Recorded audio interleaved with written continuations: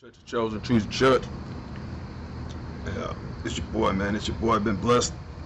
Been real blessed recently, man. Artistically, man, just being able to. I don't know what's happened, man. It's a wonderful thing, though. It's really great, and to be able to come out with my music, man, in any form is, or my art in any form is nice. It really is.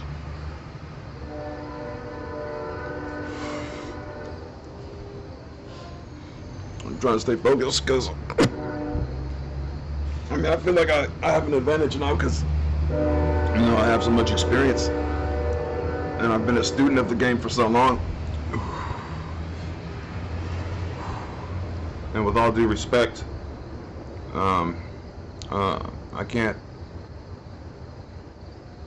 I definitely, with respect, don't care, how you take it, how you feel about my music or my art. And that's with respect, like I say, because as an artist, you can't allow people's opinions to affect you directly and personally. It's not going to work out well for anyone.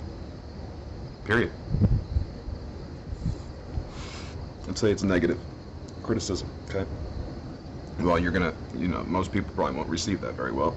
It's gonna be tough for them.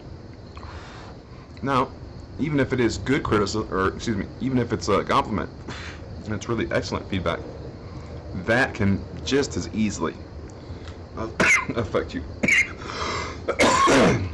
Egotistically speaking, mentally speaking, you won't be humble, as you can lose your humility.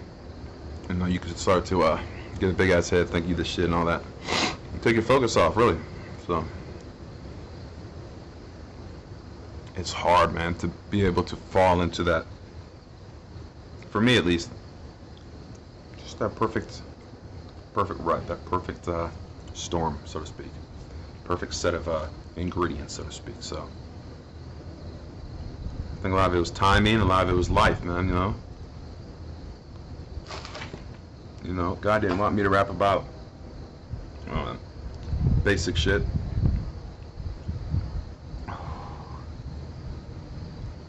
From like from a pussy's perspective, somebody who's never lived, somebody who's never gone through battles and shit. He knew that, let me get my stripes. And then, really, let's come back to this, because I was already sick. And I say that with the most humble, respectful mindset. I don't think of myself as any better than anybody, or any worse than anybody. But I still listen to that old shit, man, from time to time, man, my old shit.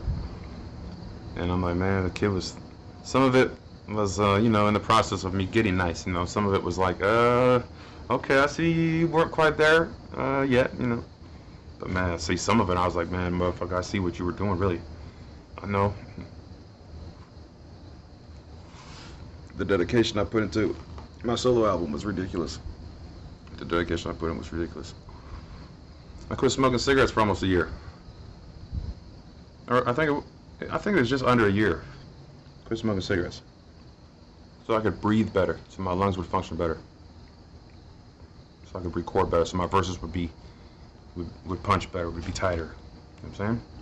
More explosive, more energy, And that is a sacrifice, man, that I respect, for any singer or artist to make, And am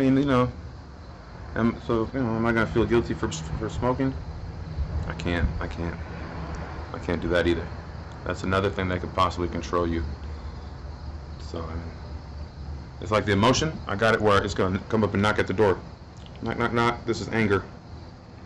Can I come in? Will you accept me? So 95% of the time I feel like that's the case. Where I have that bit of a warning. That bit of a warning. Hey, you gonna go with it or not? Really? Like, you gonna accept this friend request or decline it? You know what I mean?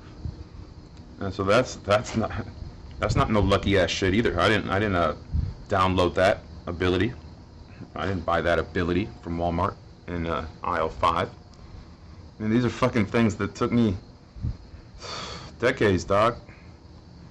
Decades, man. And I haven't graduated or made it. I don't think I've made it. I don't think you ever make it. That's a fucking facade, man. You can always learn. You can always improve. You can always fucking fall, too. You can always fucking fall. Okay? That's not being negative or pessimistic. That's being truthful.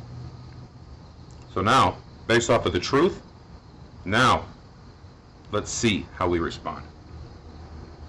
I could respond pessimistically. That will never happen to me. I'll never be homeless. I'll never fall off. No, I'll stay balling. Okay. Anyway. Fuck.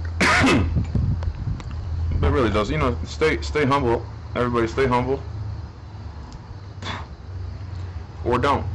Really, or don't. I don't know what your purpose is. Can't remember. Me and someone else were on the top the other night of what the fuck was it, man? Fuck, man, I'm fucking losing my train of thought, dog. I don't know why. It's weird.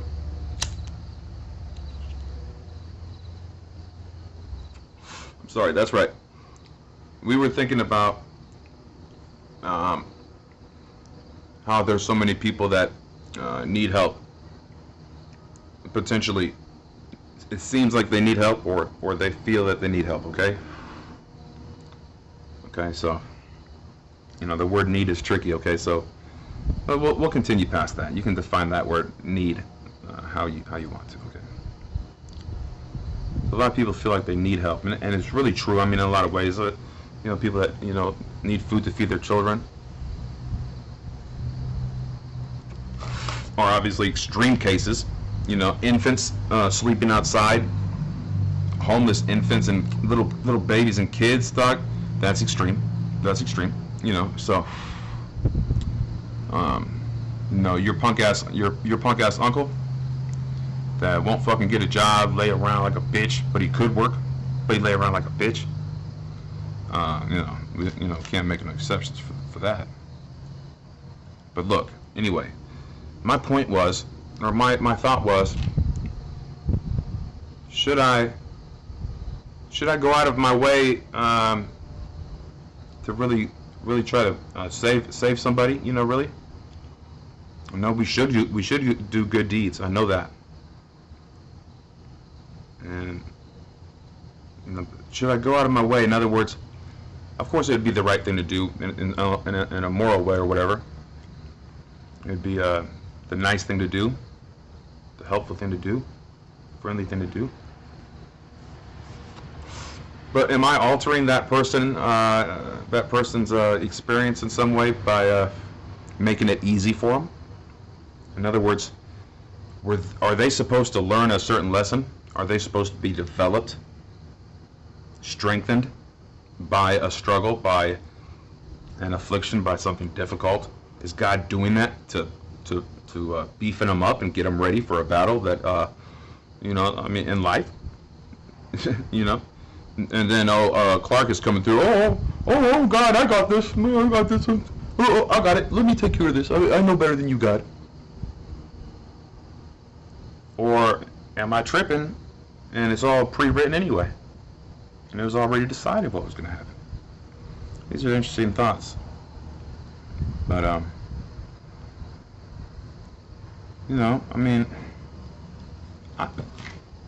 for the most part, the way that I look at it is, if you're supposed to help somebody, it's going to be heavy on your heart, man. It's going to be, you're going to know. There's going to be signs. There's going to be signs. It's going to be heavy on your heart that you're supposed to do it. Okay, you're going to be led to it, or it'll be, it'll be bound to happen. I mean, period. All right. But I mean, if you're forcing it,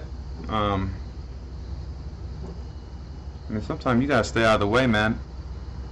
Because look, nobody at first helped me when I went through my horrible experience, which not everybody knows about. And me not getting any help was a big part of that was my fault, my responsibility personally, because of my pride at the time. Okay, my pride was